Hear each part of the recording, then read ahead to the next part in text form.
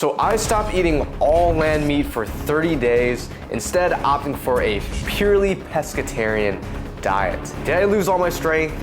Did I lose all my muscle? Well, I took my body weight, body measurements, I even tested my strength on exercise. Here's what happened. Guys, we're here on day one. Let's get our measurements in. All right, back on day one.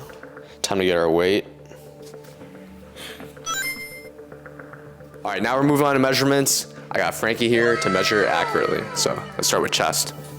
All of these are no pump, by the way. So 37. Let's do left bicep. 14 14-inch biceps. 14 right on the dot. Right now we're doing waist. Probably like belly button. 28. Glutes. I think I can do this shit myself, right? Yeah, you can do that. And then quad. 20. All right, now let's move on to the strength test. All right, so we're back on incline dumbbell bench press. I've been working with these 80s for the longest time.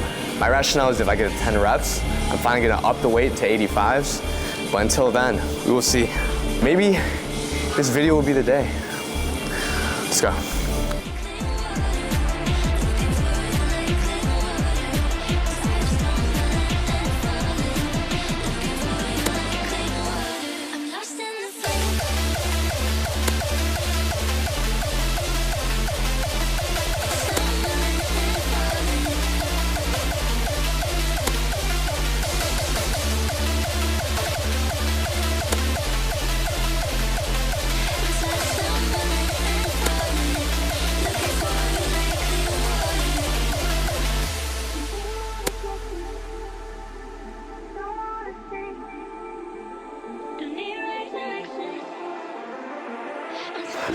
Oh. All right, 7.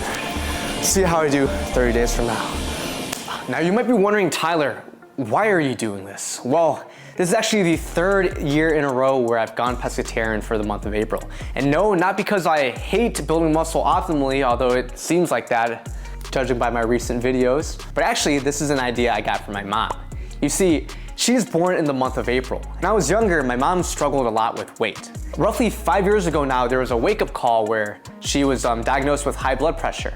And my mom works a pretty rigorous day job where it doesn't really make sense for her to be exercising all the time. So she knew that the main changes that she could do for her lifestyle had to come from the dieting side. So she decided that as a way to take accountability for her health while also giving up something for Lent, also coinciding with her birthday month, she decided to give up land animals for a month and completely just eat pescatarian every single April.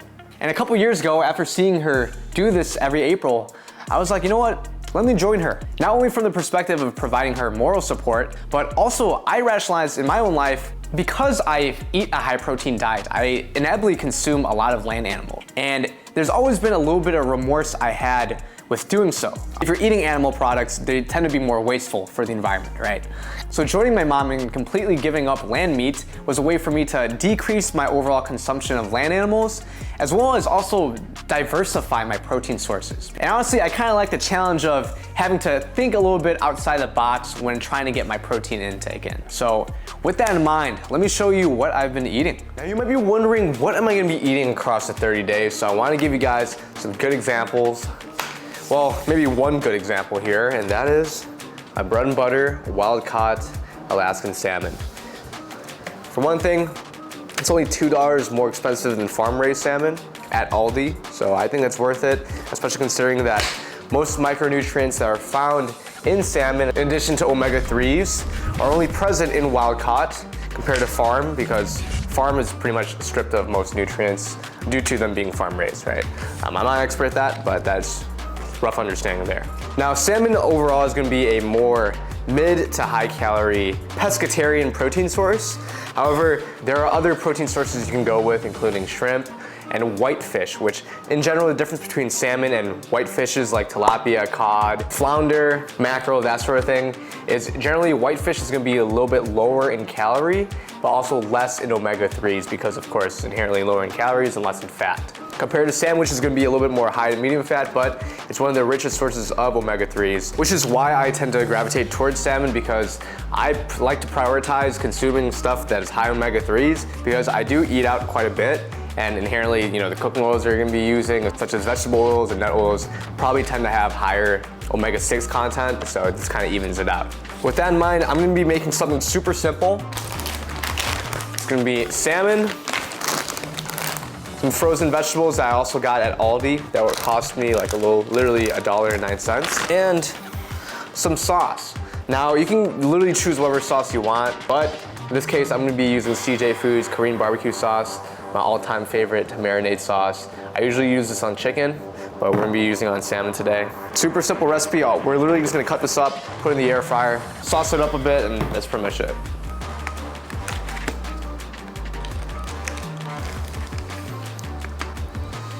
All right, I'm gonna be eating one filet, which is 232.9 grams of salmon. I'm gonna be using, let's see, maybe a couple tablespoons of sauce. There's 70 calories, but for the 70 calories, it makes the salmon taste a lot better, so I think it is well worth it.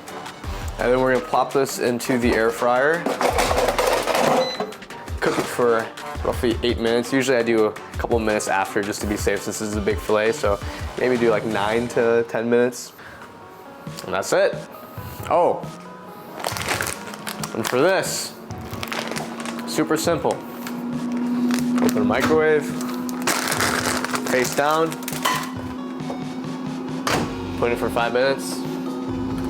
That's it. All right, the salmon's ready. Let's plate this.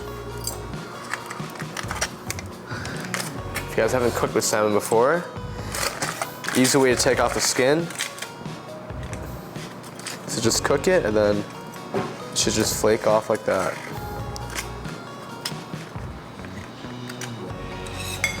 Okay. Then the vegetables.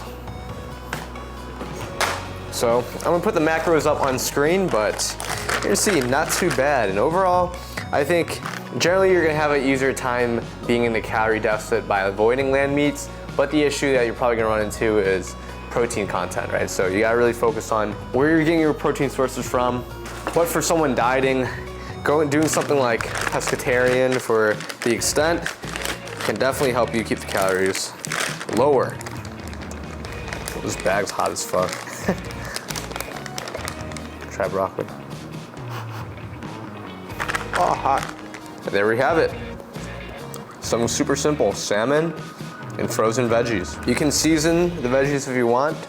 I have a little bit of glaze left for my sauce, so maybe I just pour that over a little bit. It's a super quick and simple, easy meal you can make. Try a little piece of the salmon right now.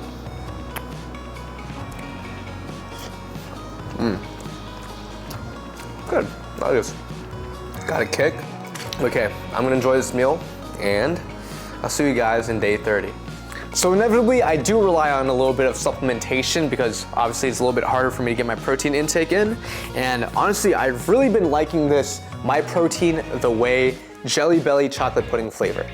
I've told them in the past, I don't know why they have to call it Jelly Belly chocolate pudding, but this pretty much tastes like Optimum Nutrition's chocolate flavored gold standard whey, which if y'all know what I'm talking about, is a pretty solid chocolate protein powder, so highly recommend this. Also, if you tend to have a little bit of digestive problems when you're consuming protein powder, this might be a pretty good option because it does contain enzymes to help you break it down, as well as prebiotics, I believe.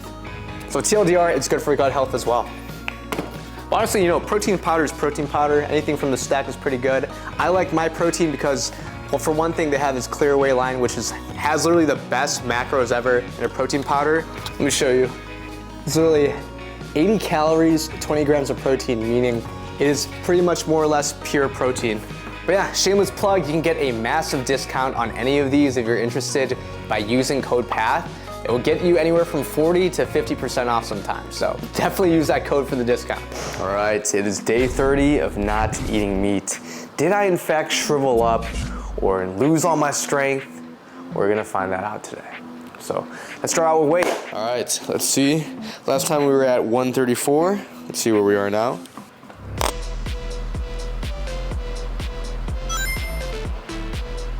So we gained roughly a pound.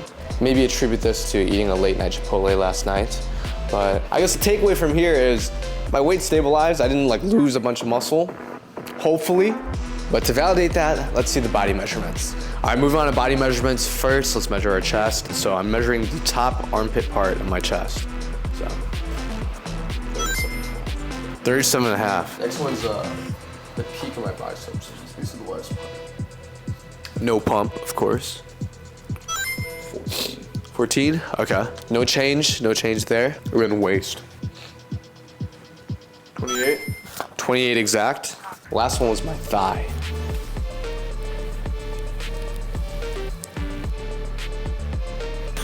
20, no change. So the only one that had to change was my chest.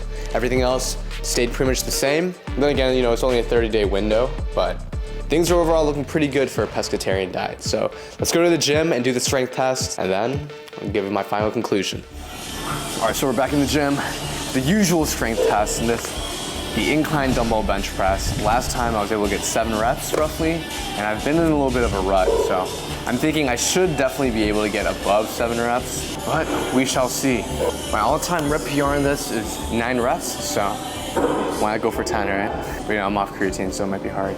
We'll see.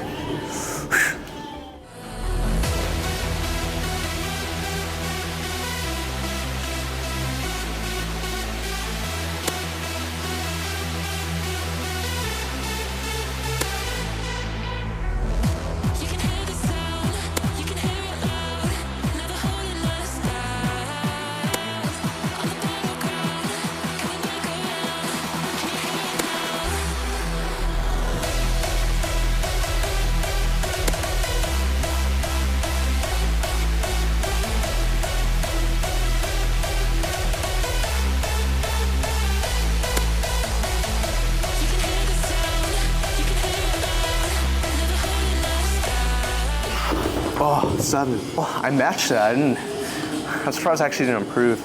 My dumbbell shoulder press has been improving. That was 2 days ago, so maybe I'm a little bit fatigued or something, but yeah, it's starting to bother me how I'm still stuck on these 80s. But I guess the important part is I did not lose strength, so happy about that. So let's go back to the crib for the conclusion. So after 30 days of not eating any meat and going pescatarian, we saw that across the board, I pretty much maintained my muscle mass, maintained my strength, at least on my chest. And overall, I didn't really have much of an impact on my overall physique. And the reason being in my mind is that it all comes down to the fact that I still got in my protein, ate an adequate amount of calories, and ultimately, as long as you have that down, you pretty much follow whatever diet you want. It is all about the macros. So moral of the story is, as long as you have your macros in, you can follow whatever diet you want to get to where you want to be.